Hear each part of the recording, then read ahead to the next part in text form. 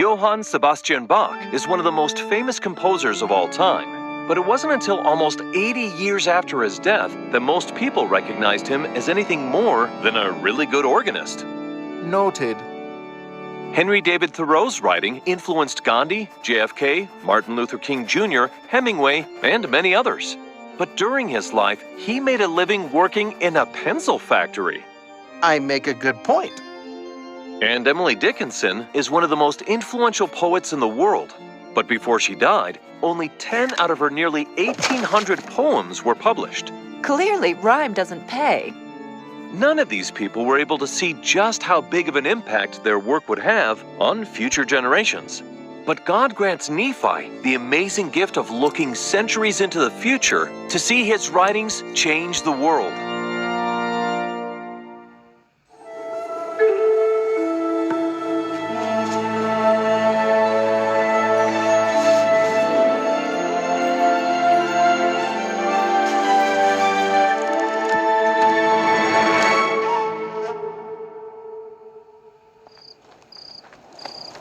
Now, 40 years after Nephi leaves Jerusalem, he continues to prophesy about his people and the Lamanites.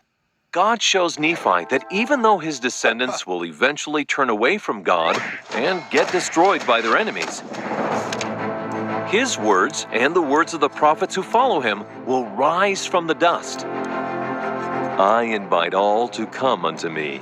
No one will be denied my word, and there should be no arguing or contention, because you are all my children. That sounds amazing, but how are your words going to get from these plates to the rest of the world if my people are dead?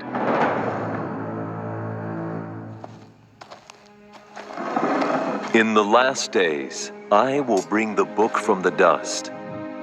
3 witnesses will testify to its truth. A man will give some of the words to a highly educated man. No one can translate this without decades of education. The learned will not read my words because they have rejected them. But this is my work, and I am able to do it. I will deliver these words to the uneducated man.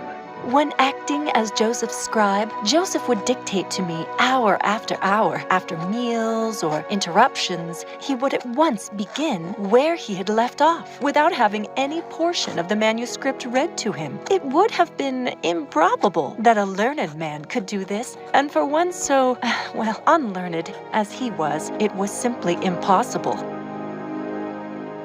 Of course, getting the Book of Mormon into the hands of the people is just the beginning. Satan has plenty of tricks to stop people from accepting God's words. Like rage. Are you going to let people tell you how to live your life? No way. Nobody tells me what I can and can't do. Pacification. Everything is fine in the world. Live your life however you want. That's true. Why should I worry? And flattery. You're so awesome! How could you do anything wrong? There's no such thing as sin for you. In fact, there might not even be a big bad wolf. Really? I mean, maybe. So, God shows Nephi that even if people don't fall for those tricks, Satan has one more up his sleeve, convincing them that they don't need any more of God's words. We already have one little library. Who needs more? But it's another testament of Jesus Christ. Shh! But it will help people escape the chains of pride and false beliefs. People really need help in the last days. But, if I may... Shh! Really? You know what?